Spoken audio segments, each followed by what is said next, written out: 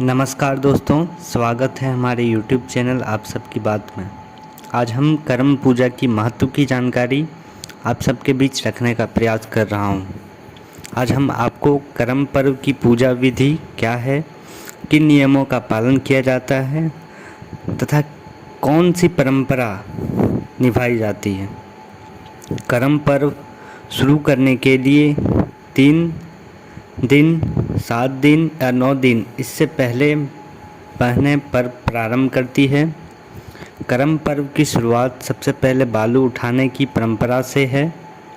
बहनें बालू उठाने के लिए नदी, तालाब या छोटे नाले में जाती है। वहाँ सभी बहनें नहाने के बाद नदी से साफ बालू डाली में उठाकर नाचते हुए घर तक आती हैं। फिर बहनें इसमें 7 प्रकार के अनाज बोती है, जिसमें जौ, गेहूँ, मकई, धान, चना, उड़द, कुर्थी होती है। इसे किसी साफ एवं पवित्र स्थान पर रखा जाता है। दूसरे दिन से रोज़ धूप अगरबत्ती दिखाकर पूजा करती हैं तथा बीजों में पानी देती हैं। रोज़ बहनें उस डाली के चारों ओर गोला बनाकर एक दूसरे के हाथ पकड़कर जावा जगाने की गीत गाकर नाचती हैं। जावा जगाते जगाते 6 दिन बीत जाने के बाद एकादशी के दिन सुबह घर आंगन को गोबर से नीप कर शुद्ध करती हैं तथा युवतियाँ तरह तरह के फूलों से उस डाली को सजाती हैं। उसी शाम को सभी बहनें नदी या तालाब में जाकर वहाँ नहाकर साथ में लोटे में साफ जल भर कर लाती हैं। फिर सभी बहनें नई नई साड़ी, कपड़े, रंग, मेहंदी लगाकर तैयार होती हैं तथा भाई के साथ नाचते हुए करम डाली लाने जाती हैं।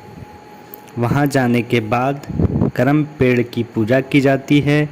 इसके बाद कोई भाई करम पेड़ पर चढ़कर डालियाँ को काटती है। डालियाँ काटते समय इस बात का ध्यान रखा जाता है कि किसी पर भी परिस्थिति में करम डाल जमीन पर ना गिरे। उसके बाद करम डाली को घर लाया जाता है और आंगन के बीचों बीच इसे गाड़ दिया जाता है।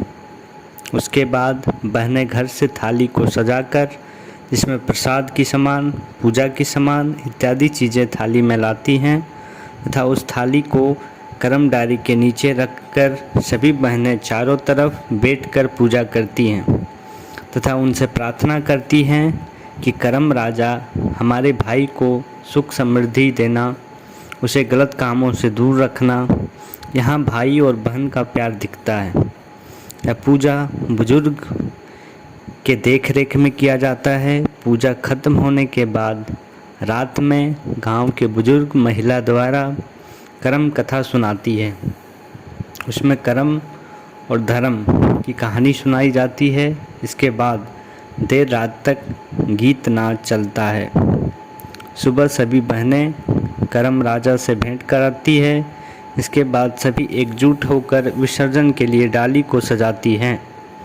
फिर बहनें विसर्जन के लिए निकलती हैं तथा इस डाली को नदी या पास के तालाब में विसर्जित कर दिया जाता है।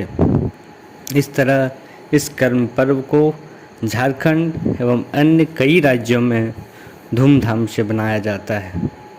अगर यह जानकारी आपको अच्छी लगी हो तो इसे शेयर करें और लाइक करना ना भूलें। धन्यवाद।